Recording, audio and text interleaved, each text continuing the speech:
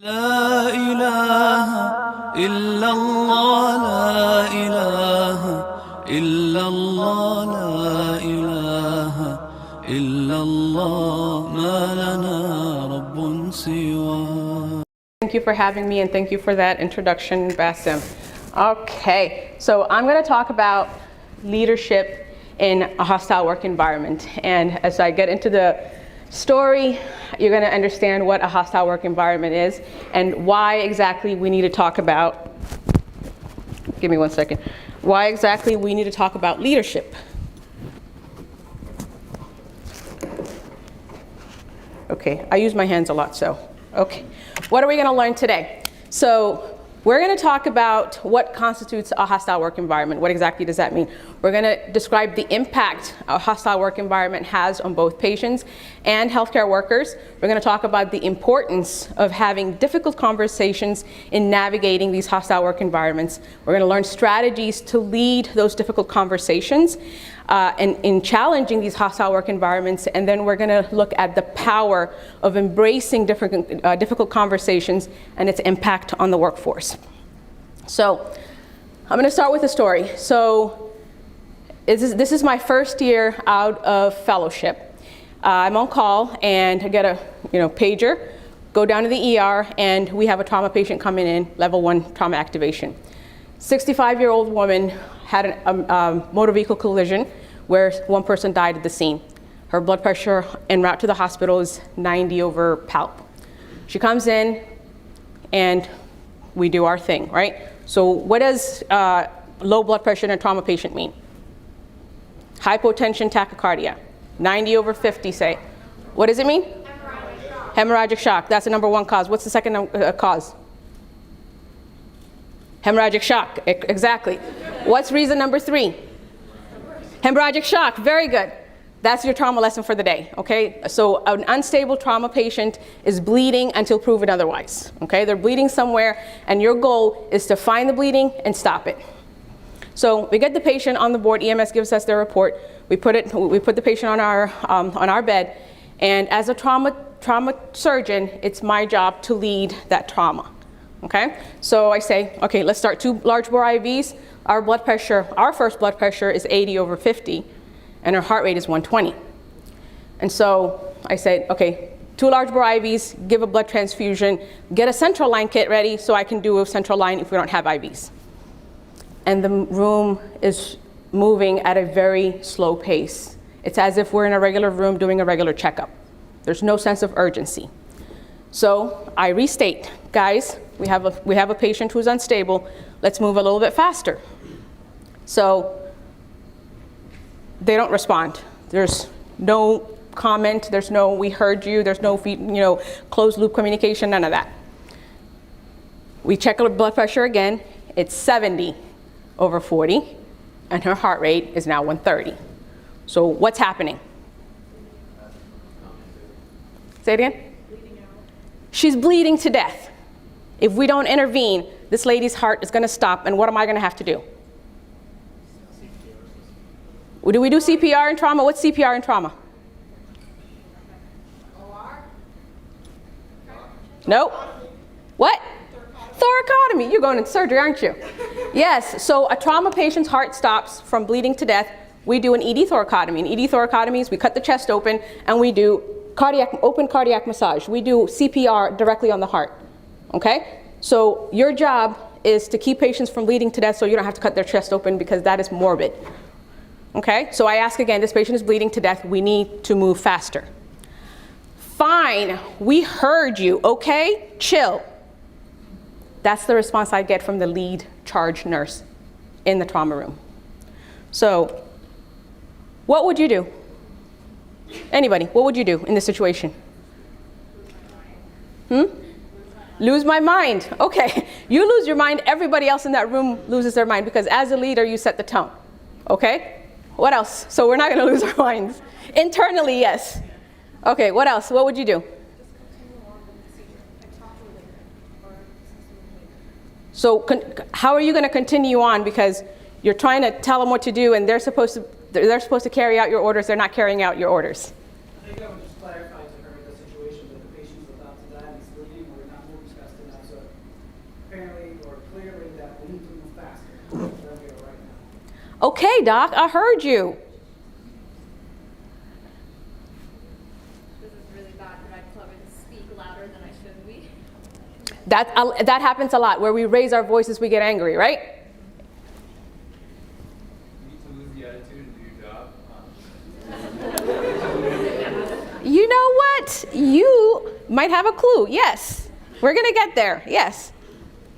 Who else? I was gonna say just do it, like start doing it yourself, and hopefully that will get you faster. So that is actually something very important in trauma. As a trauma lead, we have a spot to stand. Because if I go into detail and start doing the IV, who's managing the whole thing? Who's managing the room and the patient? Right? Your job as a leader is not to do the job when somebody fails to do their job. Your job is to figure out why they're failing at their job and get it done. Your job is to figure out why that's not happening. So as a leader, you can't say, oh, you're not doing your job. Okay, let me do your job for you, right? Let me see if I can figure out how to put a level 1 together and see which goes where. Let me see how to do an IV. I could do a big central line right away, right? If they can't get it. But you can't, as a leader, take on somebody else's job to get things moving. There are times you may have to, but in this case, you have to be aware of everything that's going on with this patient. So anybody else? Assign a specific person that job, like finding. Yes, clear directions, yes. She's the only person there. It's 2 a.m.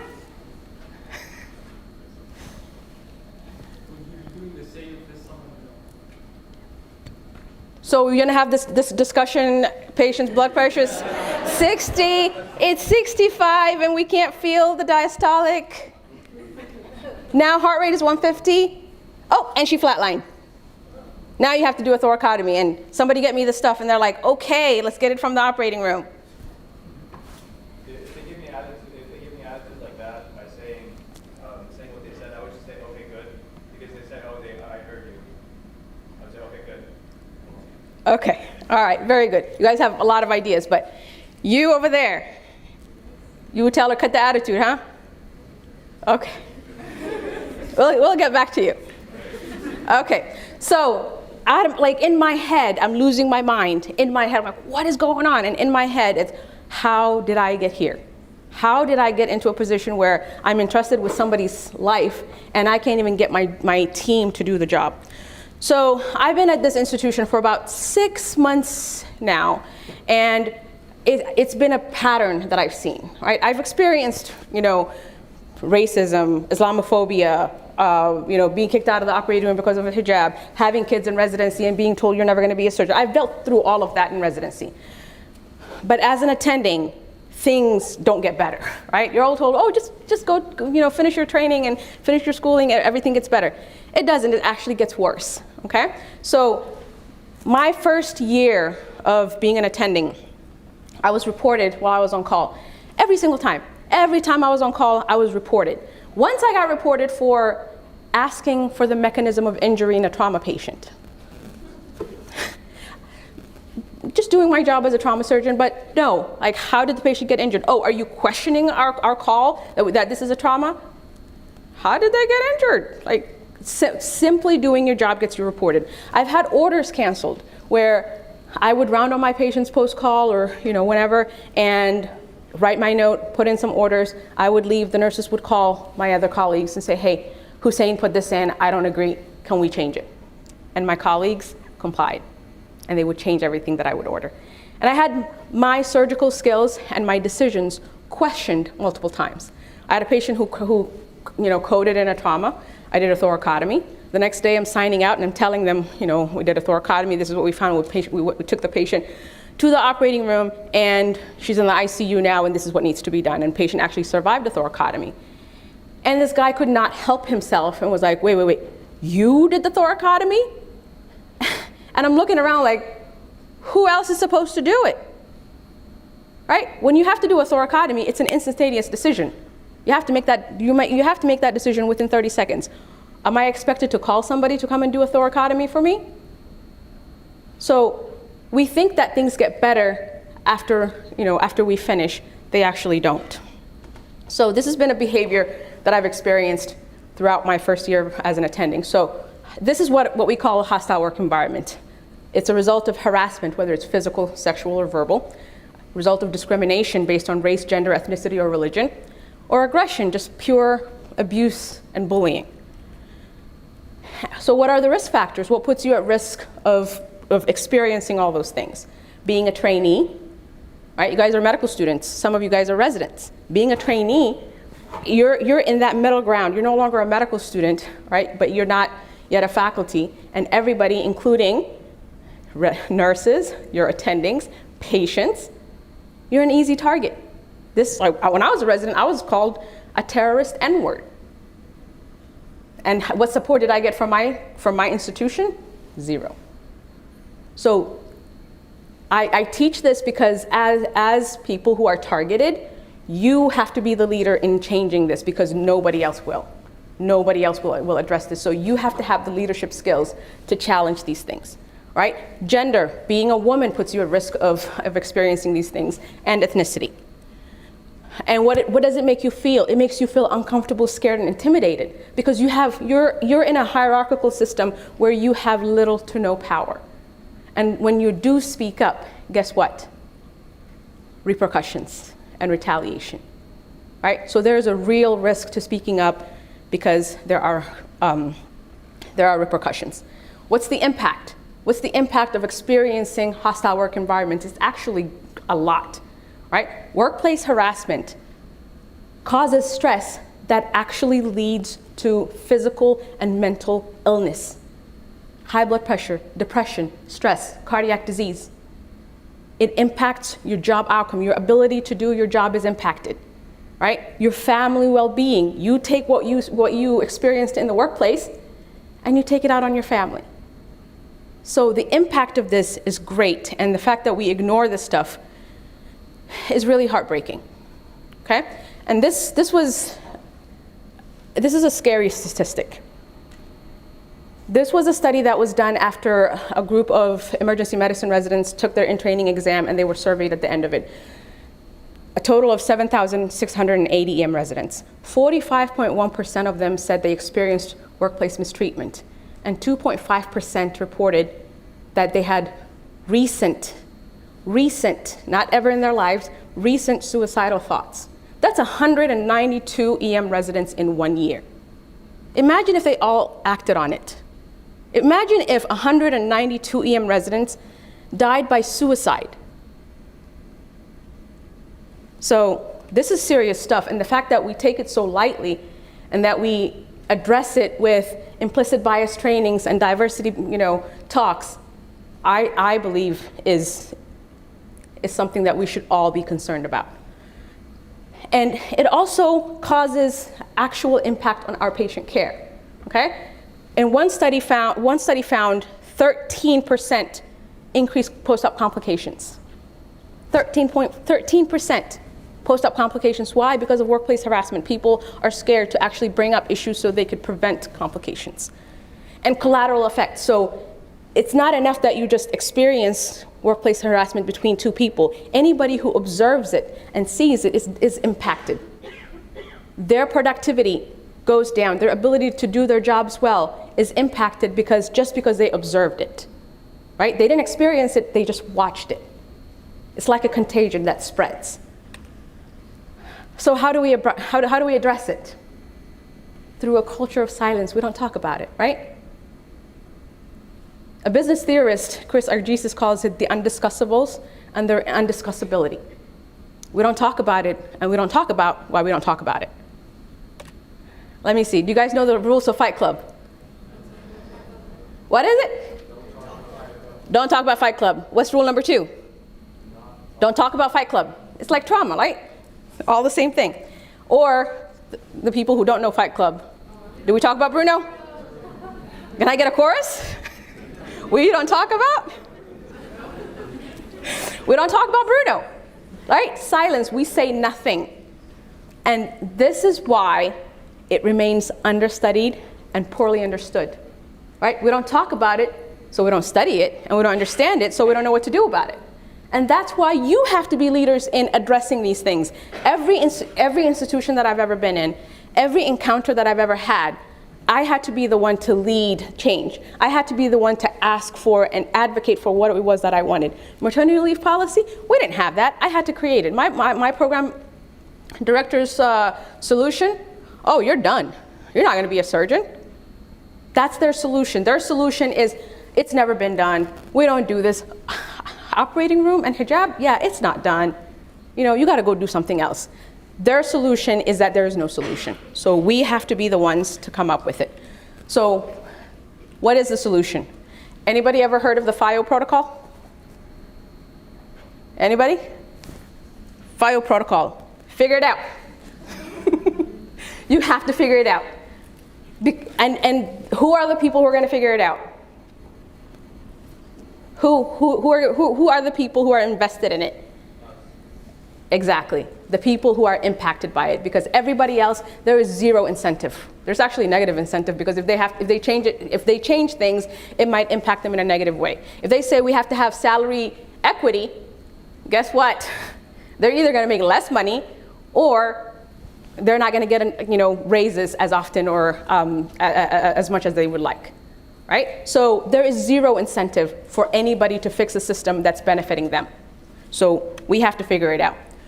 And we have to figure it out by getting comfortable with difficult conversations, right? It's scary, it's painful, and it's risky, but we have to get comfortable with having difficult conversations and having them intelligently, having them strategically, okay? This is called crucial conversations in other literature and certain books.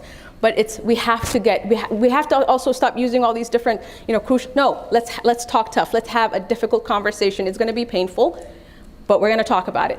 They're high stakes and they're high opinions and there's a lot of emotion. We have to be able to manage these because we are actually dealing with life and death, right? When you guys finish, you're gonna be leaders. You're gonna be dealing with life and death, and if you cannot lead in a life and death situation, it's gonna be somebody's life that's gonna be depending on. Okay? So first, we have to break the silence.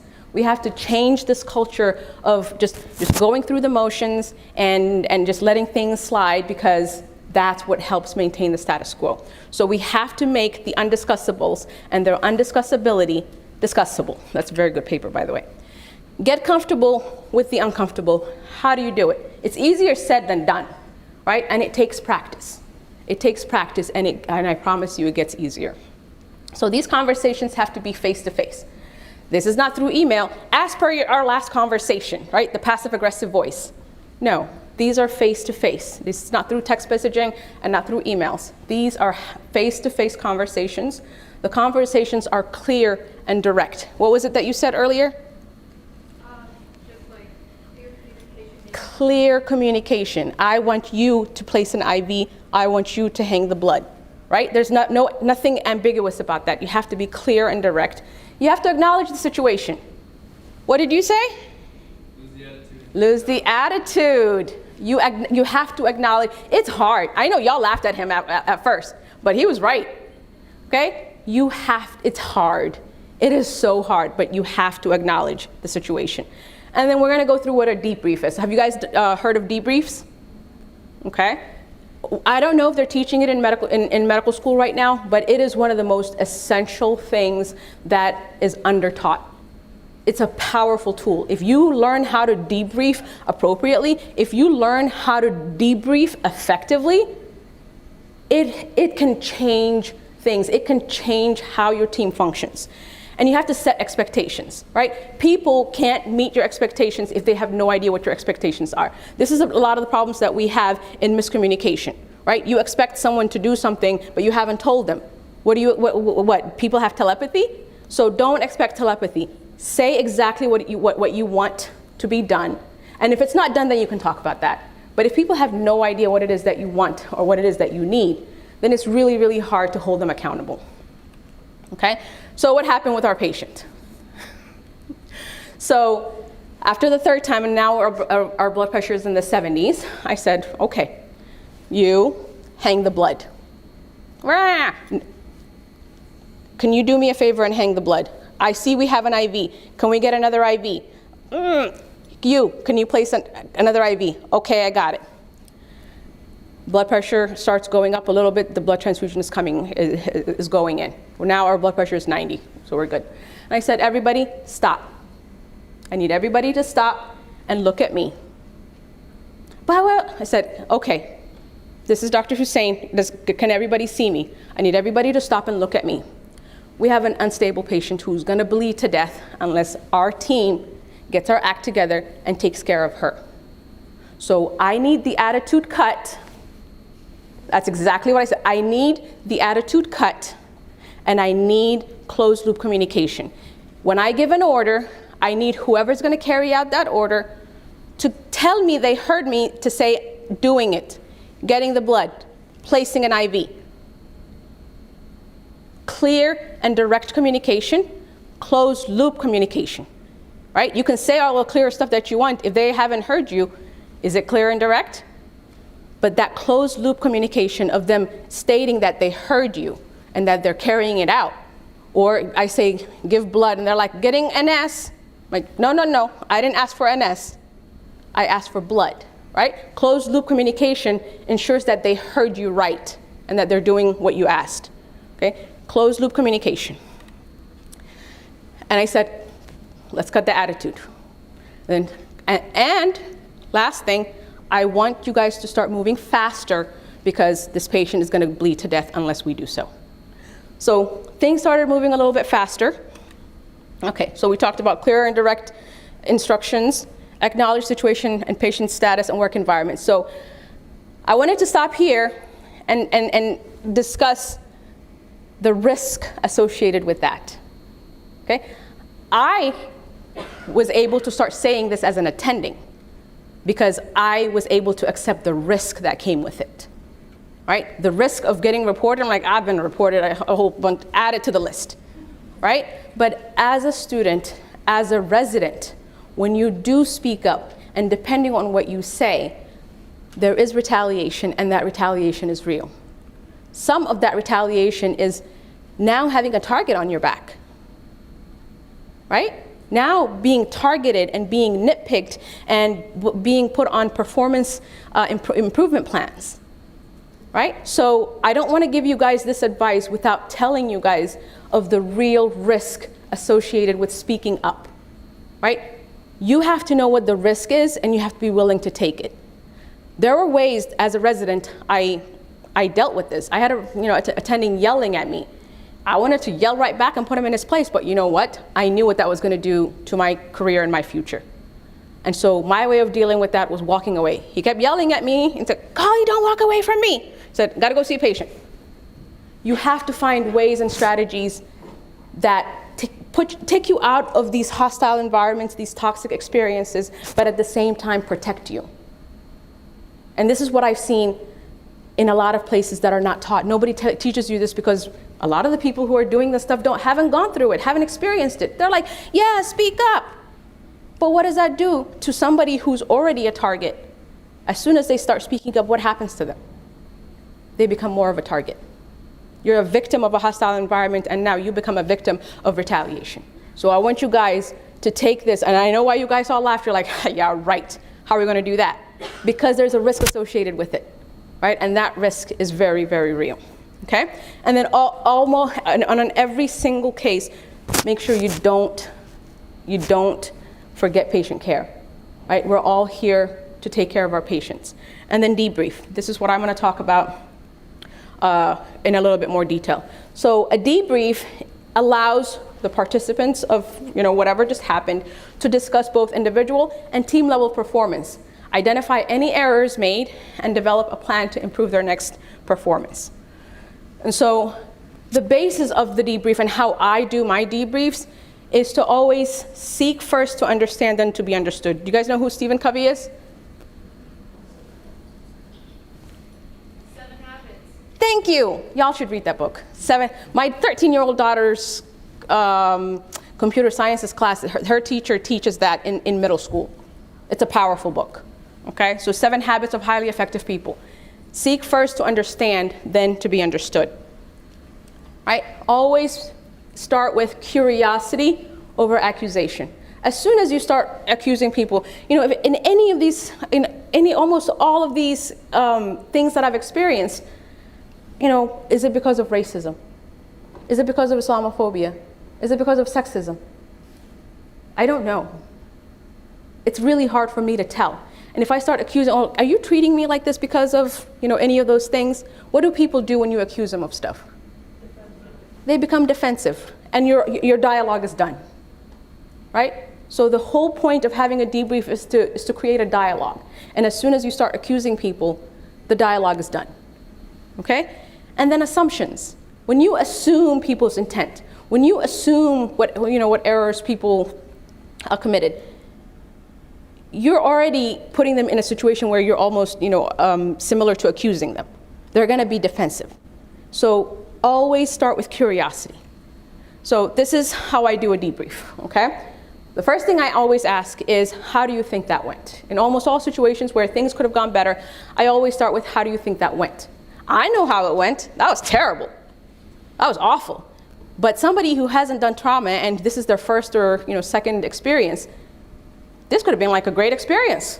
Like, oh, that was fantastic. So, and it's important to start this way because as a leader, what's your goal? What is your goal for your team and your team members as a leader? Efficiency, and you're trying to get people from where you want them, from where they are to where you want them to be, right? You have a goal of how your team should function, how things should get done, right? That's your goal. You don't know where people are along the spectrum. You don't know where people are. You could have somebody who's been doing this for 30 years, right? Some of the nurses I worked with have been doing trauma longer than I've been alive at the time, right? So they're all the way over here. They're the ones starting, at the beginning of the debrief saying, this should have been done, this should have been done, that should have been done. That's a team leader for me. That's someone that I can rely on to say, hey, I need you to keep an eye on this. Versus someone who's like, oh, that was the best trauma I've ever seen, who's brand new. So it helps you identify where your team is along that trajectory, okay? With the exception of one case. So in cases where we did everything we possibly could to save a life and we lost, and I know everybody did their part, I don't start with how do you think that went. I start off with thanking everybody for their hard work, because acknowledging people's work, acknowledging people's hard work goes a long way into creating a really good team that's going to give you their all every single time. So when you have a chance to thank your team, right? You lost a patient, everybody's sad. That's a traumatic experience. You lost a patient, whether it's in the ICU, in the operating room, in the ER. The first thing I do when we do a debrief after a death is I thank my team. Like, we did a very good job. You guys, I really appreciate every single person who tried, but we just, couldn't get there. So it's important in team building. And so after I ask, how do you think that happened? Or how do you think that went? Then I ask them, what do you think happened, right? Help them identify the problems. If I tell them, you did this wrong, and you did that wrong, and you did that wrong, they're going to have zero investment in changing anything, right? Have them identify the problems. What do why do you think that happened? Have them figure out, okay, what could have been done better? Why did this thing happen? When your team is involved in the solutions, when they're involved in identifying the problem and the solutions, guess how invested they are in solving these problems? They're going to be very invested, right? There's a lot of literature to show that when the solutions come from the people who are going to be implementing them, it's much more effective than if, corporation or a leadership or someone who has no idea what's going on, down in the trenches comes in and says, now we're doing this. When the people who are doing the work come up with the solutions to the problems they've identified, you have a much better chance of things actually working and improving. Okay? So at the end of the debrief, you identify the gap. What did we do wrong here? Right? Okay, things were moving slow. We weren't listening. There was an attitude. They identified the fact that there was an attitude. And their response, the underlying problem was, well, Dr. So-and-so doesn't do it this way. I said, that's Dr. So-and-so's way. My way is different. I do things systematically. I don't skip over stuff. I do it systematically, and I do it the same way every time. Right? We come up with an improvement plan from now on. Okay, so you want things done this way? Okay, that's what we're going to do from now on. And then we set expectations. So this was my first debrief with them, especially with this, with a patient this sick, and I set my expectations. I said, from now on, this is what I want done, right? If somebody puts, patient on the monitor, I need somebody on IVs, I need a manual blood pressure right away, and if we need blood, as soon as I say blood, somebody says blood and they go and get it. This is my expectation. And then you keep repeating it over and over and over, no matter how bad the situation is, debrief after debrief after debrief, and you learn and you continue to grow. And this very team with the, we got it, chill people, became one of my best teams I've ever worked with.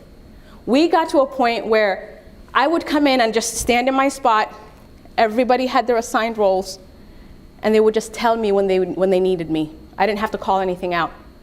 When I needed to cut somebody, they knew. I'm like, okay, if the blood pressure goes like this, or if the chest X-ray shows this, I might need to place a tube.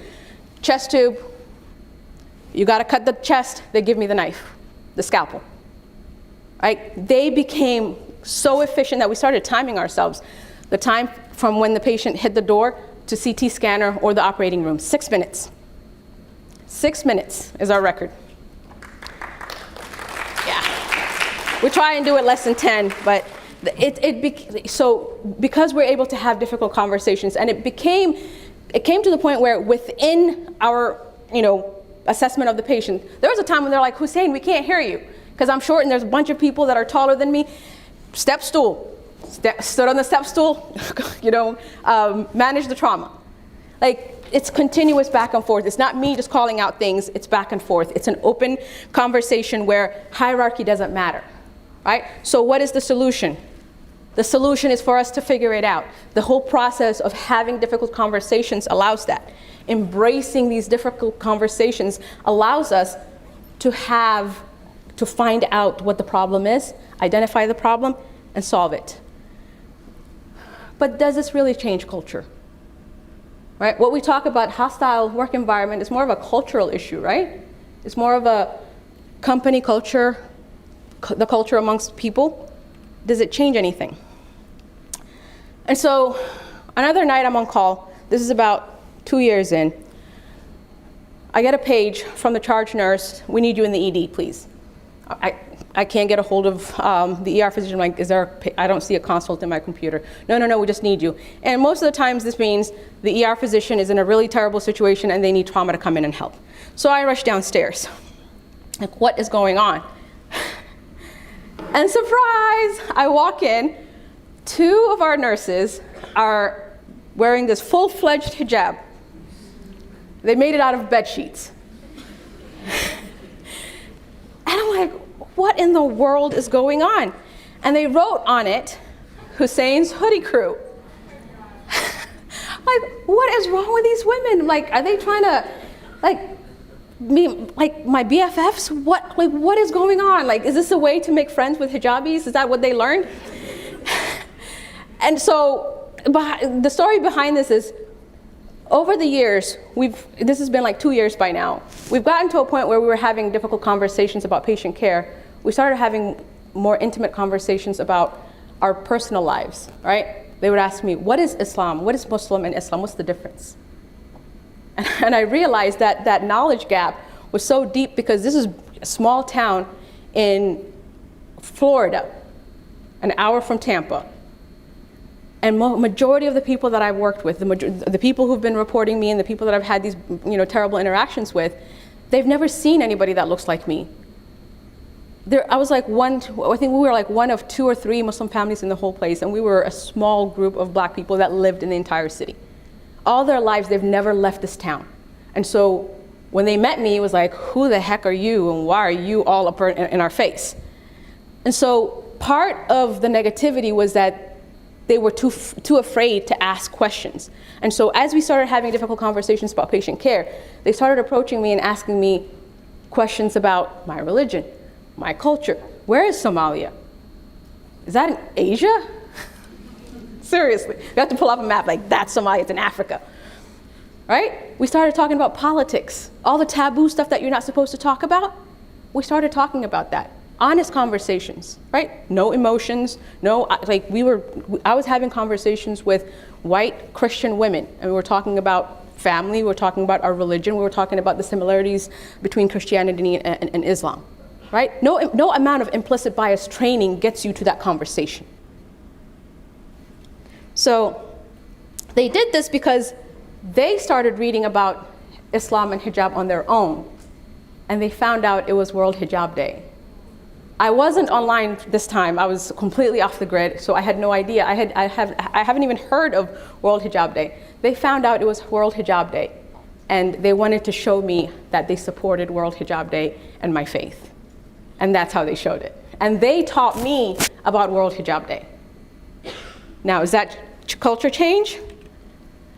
I think so. But I think the most impactful story about culture change and how embracing difficult conversations is really, really impactful is the story of my friend who, after having conversations for 3 years, the third year of our friendship, she said in Thanksgiving, she finally had a conversation with her dad, who, when she was growing up, it wasn't odd for her to hear racist slurs growing up. And even to this day, she says, he's been saying it in front of my kids. And I never found the words or the courage to speak up to him. And that Thanksgiving, she told her dad, "You're not going to speak to my kids or in my presence like that." And she changed her children's exposure to racism because she embraced difficult conversations within her family. So simple, difficult conversations can have a ripple effect. If we really embrace having those difficult conversations, and we started off, we're in a great place to have those conversations because as a group of healthcare workers, we have something in common. We all have the same goal of taking care of patients. When we can honestly and openly discuss how we provide great patient care, and we can have difficult conversations there, it becomes so much easier to tackle the more difficult, the more emotional, the more personal conversations. Okay? So I pray that you guys start those ripples that turn into tidal waves by embracing difficult conversations. Thank you.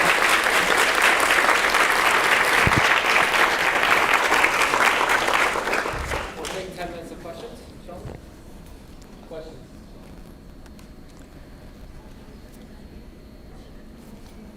Jazakallah khair for sharing your story.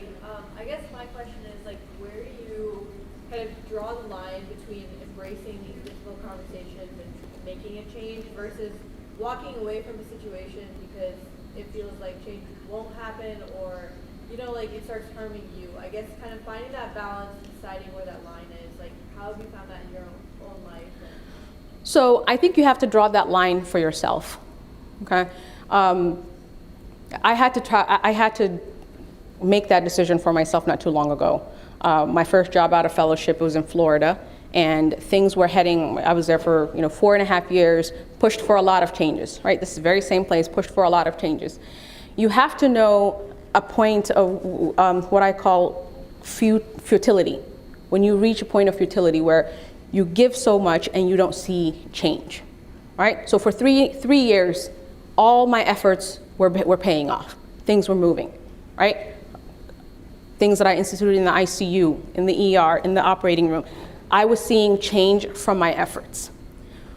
When I stopped seeing change from my efforts and I was just burning myself out trying to change things, when there was no result, then I had to make the decision for myself that this is not worth it, right? So you have to know at what point do I define futility. And for me, it was when there was no longer response to my efforts and I was actually putting my license at risk. Right? Things were happening where if I continued to go along, I would put my name, my license, and everything that I worked really hard for on the line. So you have to make that decision for yourself to say, at what point is it futile, right? If you try and the result is more pushback and more retaliation, then that tells me that that place is not capable of change, right? Your first few efforts, if the response isn't, okay, fine, what do you want to do? And they actually listen to you and take what you have. They may not go all the way, but they make a step towards improvement, then you know, okay, this place is capable of change. And that my trial, my first year, that was my decision. Like, if I really embrace this difficult conversation and I really try and move things along and things don't change, then I'm leaving, right? But things changed, things improved. And so for 4.5 years, things were going great, and then things changed. Administration always changes. You'll learn all about all of that. Nothing is consistent. Things changed, and then my efforts were no longer, supported. And so at that point, I said, it's time for me to cut ties. And so always have that option available to you. That one of the problems that I think medicine teaches us is to tie your identity and your accomplishments to institutions.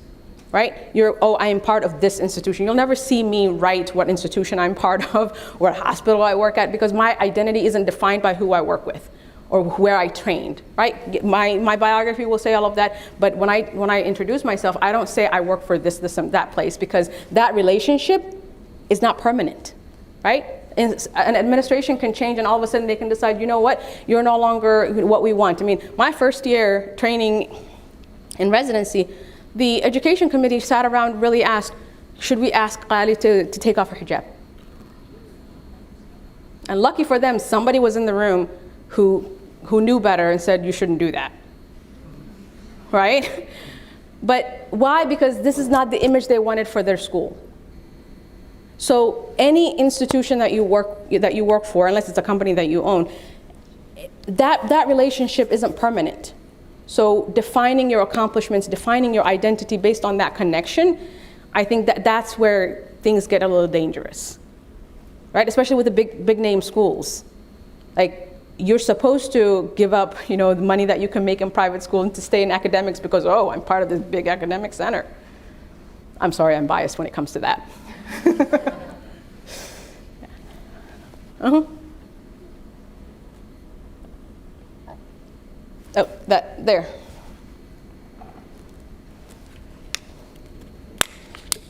So right now, like in the hospital system, or as medical students and future residents, we have a hierarchy system. And sometimes when you speak out directly or indirectly, like you mentioned, there's the retaliation system. You spoke about walking out of the room and going to, say, I had a patient to see. Can you tell us about instances where you had to deal with those retaliations, and how did you deal with it? So, let me tell you, should I tell you guys this story? Yes? So I had this experience where I'm trying to figure out which story I want to tell you, because there's so many of them. It's bad. I had this one attending who, regardless of how hard I worked, just never really saw me as a surgeon, right? I kept having kid after kid after kid. Like, intern year, I have an intern baby, second year baby, fourth year baby, chief year twins, and a fellowship baby. And so every year I was pregnant, and they were all convinced that you're not a surgeon, you're just pretending to be a surgeon. And so one of the forms of retaliation that I saw was that I was not getting taught in the operating room. Like, I would ask questions, and I would read ahead, and all my questions were answered with yes, no, or I guess so, read the book. And so I walked in one case with one of my other colleagues, same year, and he's operating with this attending, and he's showing him all this cool anatomy and teaching him all these different techniques, and it just angered me so much. Like, I'm working really hard to be here and leave my kids every single day crying just so that I can work on my skills and become a surgeon, and this is how I get treated. The same investment that they're making on every other resident, I'm not getting. And so how are you going to report that? Oh, he's teaching him, he's not teaching me. Like, there's nothing you can do about that on an outward way. But internally, I could take ownership of my own education. And so I bought all the books, and I read, and I read, and I read, and I read old texts, and I knew history, and I knew old techniques, and I knew new techniques. And so when I'm in the operating room and they're not teaching me something, I'm like, oh, I read this, and you could do this, and you could do that, and you could do this. And what is their response? They roll their eyes, right? But if I took what he thought of me and why, what was important to him, because we have completely different value systems, right? I value my family, but I also value my career. With him, it's career over everything else, right? And so we don't have, the same value system, so we're not going to see eye to eye. So I took responsibility for my own education, and I stopped valuing what he thought. Right? I'm like, I understand. You guys think I'm not going to be a surgeon? Fine. Just let me finish my rotations. Let me finish what I need to do. Sit for my boards. Get board certified. And you have no say in whether I can become a surgeon or not. Right? At a certain point, it becomes those people who feel like they have power over you don't.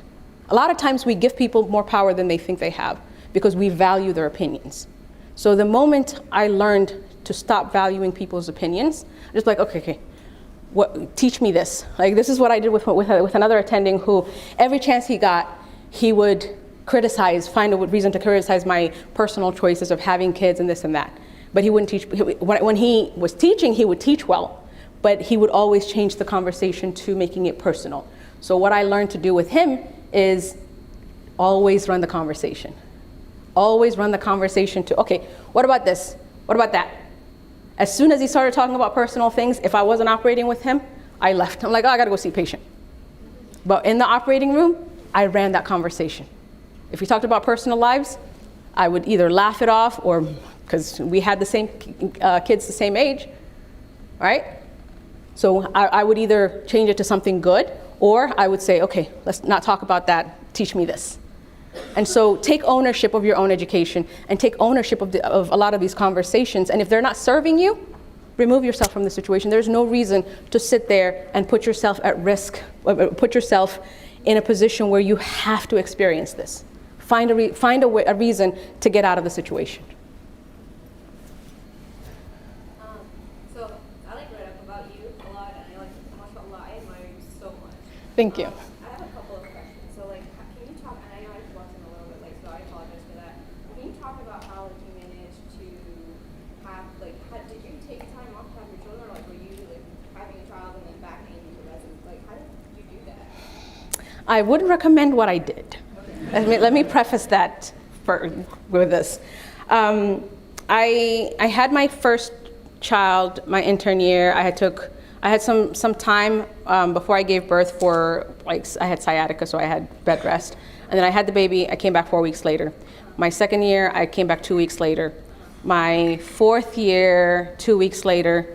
My fellowship, my chief resident, I had to make up 3 months, and I was pregnant with my twins, so I finished out my 3 months. I did some locum stuff.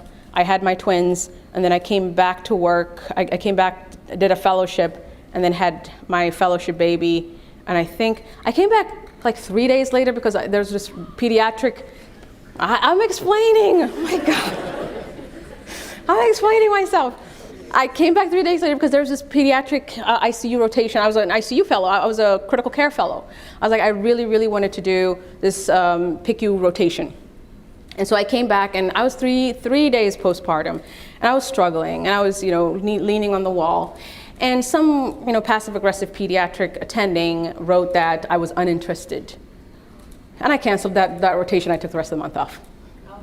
Yeah. My next question is that, so I'm oral maxillofacial surgery, so med school, but also surgery at the same time. Mm-hmm. And I feel like I have to, I combat a lot with the culture of surgical residency. It's all of them, what do they do after they go to the bar and drink? I'm a Muslim, I'm not gonna do that. And so that, it kind of was one invitation, I said no, and then now it's just kind of been oh, she doesn't come out and hang out with us because she thinks she's better than us, or something like that. And then it's just kind of translates into my professional work life. I don't get the coolest cases to do whatever's at my level at this time.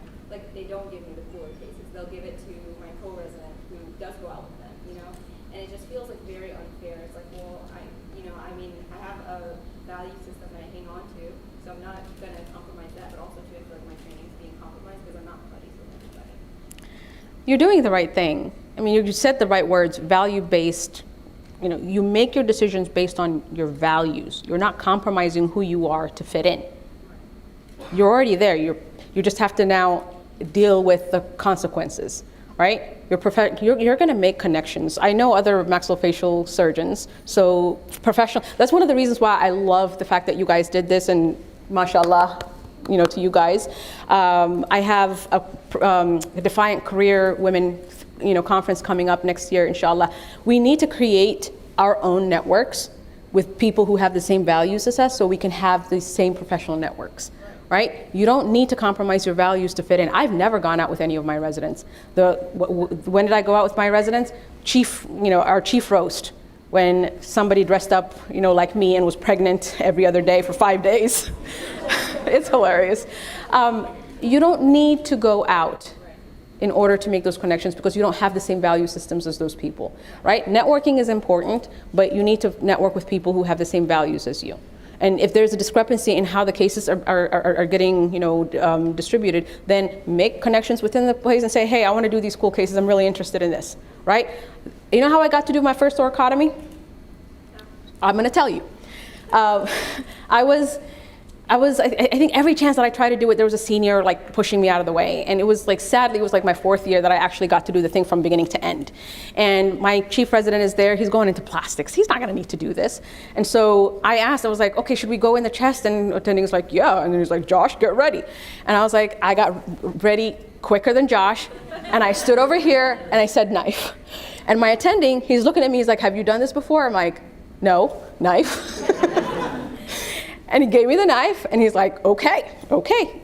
Went in there, did the thoracotomy, found a hole in the heart, sewed it up. And then at the end, you know what my attending says? Josh, you're giving up thoracotomies now, huh? And I was like, I don't think he gave it up, I just took it. Yeah.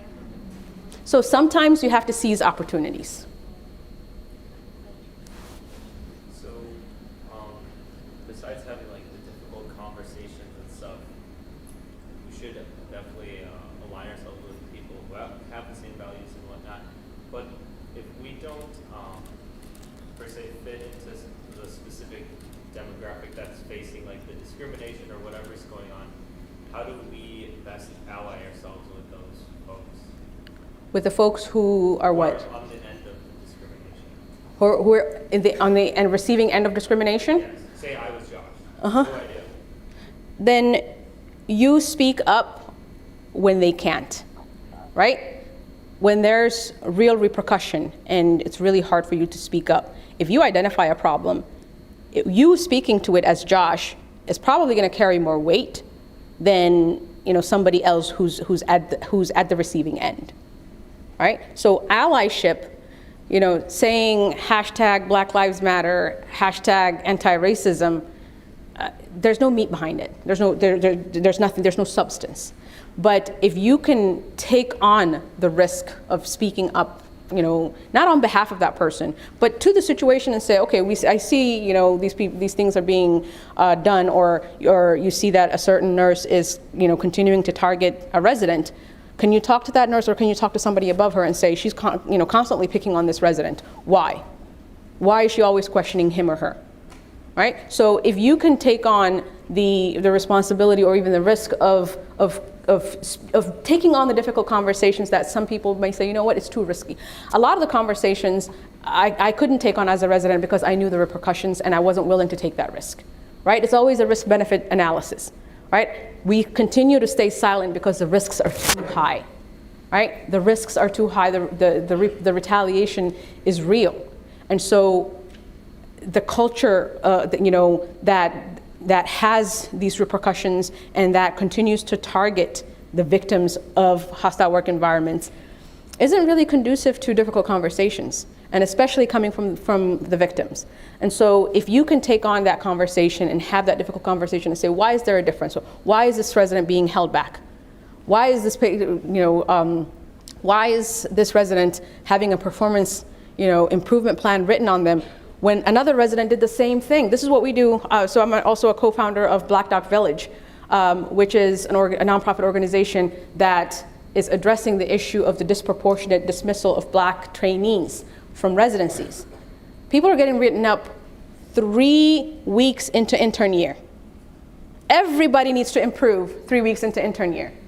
But we had to deal with a black resident who was written up and put on a performance improvement plan 3 weeks into intern year. And she's the only black woman in the entire residency in 3 different hospitals. Right? And who is she gonna complain to? Right? And as soon as you say it's racism, conversation is over. As soon as you name the problem, dialogue is done.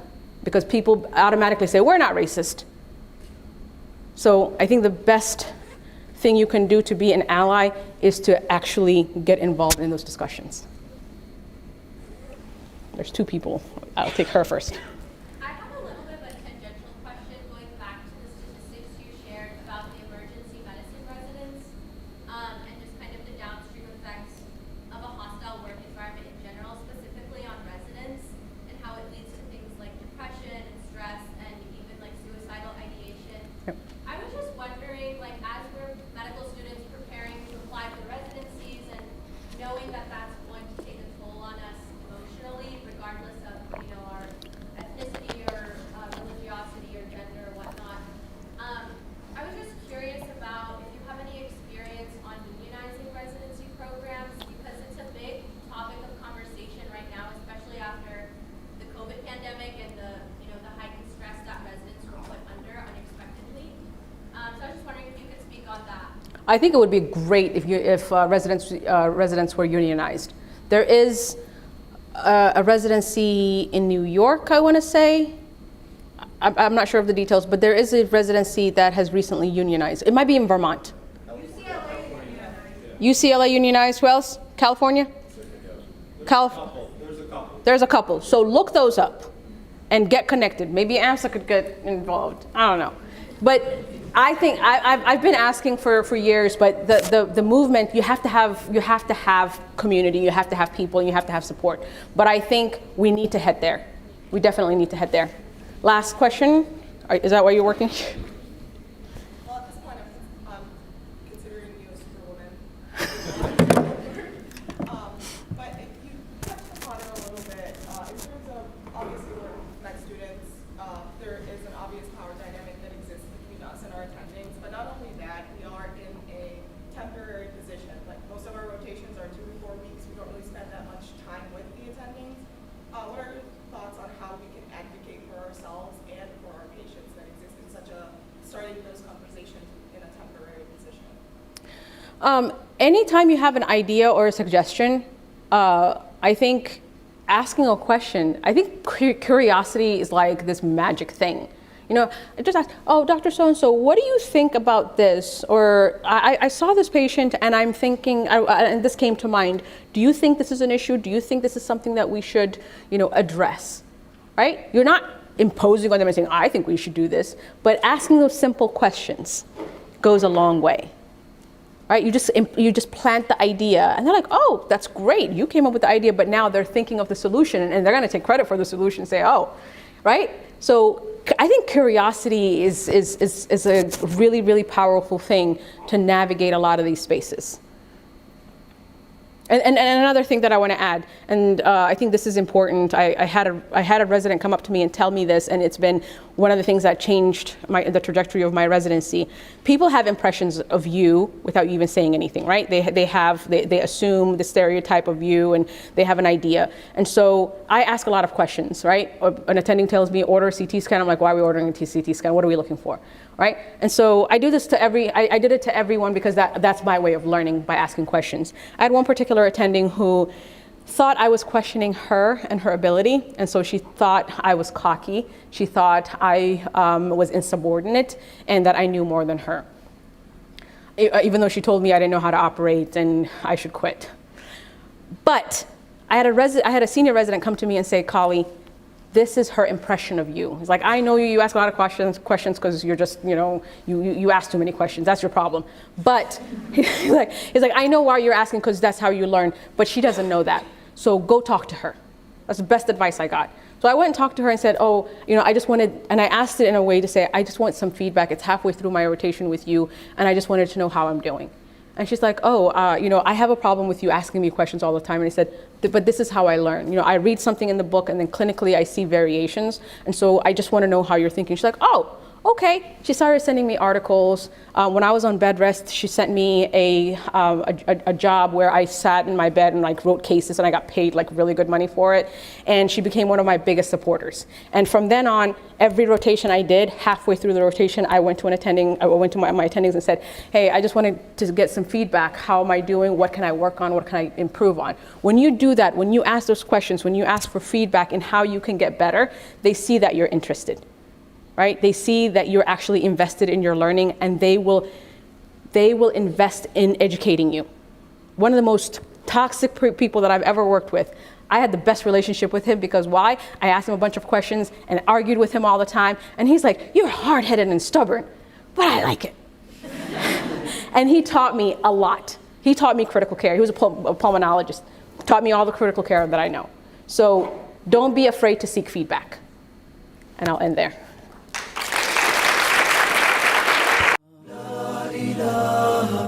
إلا الله لا إله إلا الله لا إله إلا الله ما لنا